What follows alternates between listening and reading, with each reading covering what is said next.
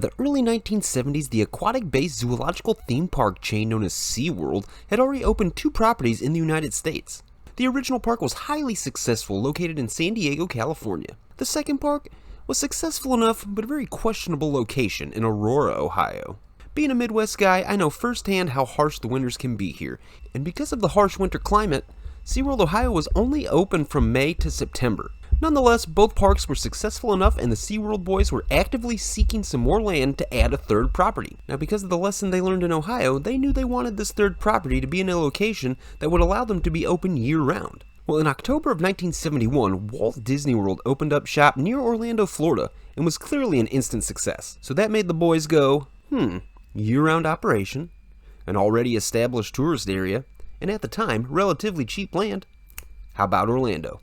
And on December 13th, 1973, SeaWorld Orlando opened to the general public. On opening day, there was pretty much no rides. It was all aquatic-based entertainment. But that changed a year later in 1974 with the addition of the Sky Tower, a 400-foot-tall observation tower providing guests a beautiful view of the park and the surrounding Orlando area. 3 years after the park opened, the 4 UCLA grads who started SeaWorld decided it was time to sell, and they unloaded all 3 parks to the publishing company Harcourt Brace Jovanovich, based out of New York City, for $46 million.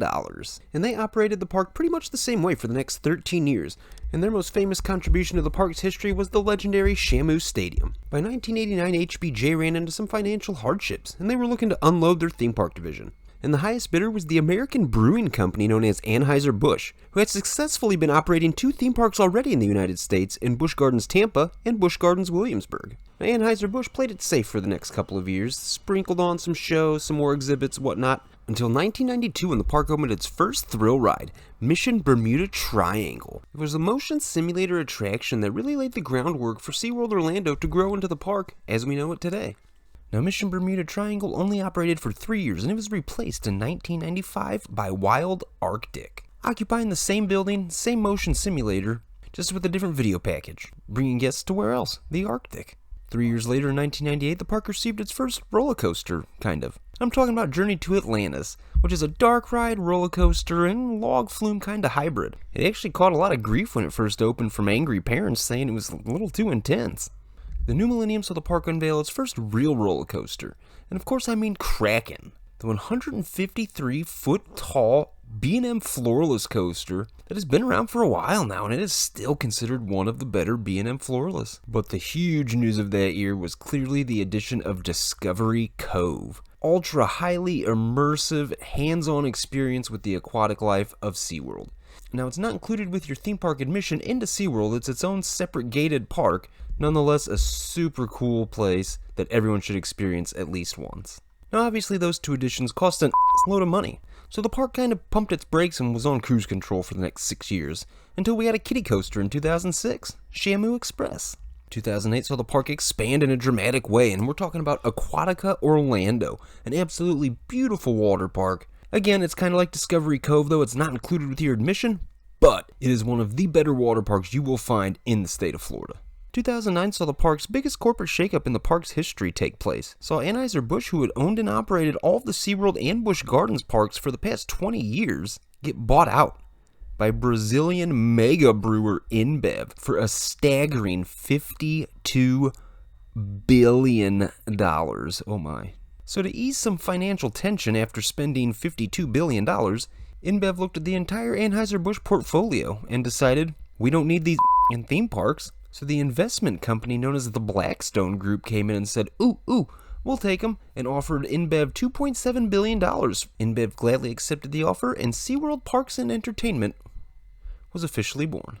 Also that year, the park added its second B&M coaster, and I'm talking about Manta, a B&M flyer, and very similar to Kraken, is considered one of the best of its kind in the world. 2012 saw the park add a 360-degree dome theater, and the very first to show a 3D film, and we're talking about Turtle Trek. 2013 saw a huge project take place, Antarctica Empire of the Penguins, which is very well received by parkgoers and critics alike. 2014 saw the park divvied up into different themed areas to celebrate the company's 50th anniversary. Now, each themed area was referred to as one of the Seas, and this consisted of Port of Entry, Sea of Shallows, Sea of Legends, Sea of Ice, Sea of Delight, Sea of Mystery, Sea of Power, and the kids area Sea of Fun. 2016 saw the park receive its third B&M roller coaster, this one a 200-foot tall monster, the hypercoaster known as Mako. B&M builds the best hypercoasters on the planet, and Mako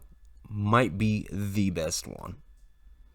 Personal opinion. 2017 saw the Blackstone Group unload the Seaworld Parks and Entertainment division, and the Zonghong Holding Real Estate Company took over as the controlling force behind Seaworld Parks and Entertainment. Also that year we saw Kraken get VR headset added to the ride and now is referred to as Kraken Unleashed, and that drastically increased wait time, so the following year it was reverted back to its original self.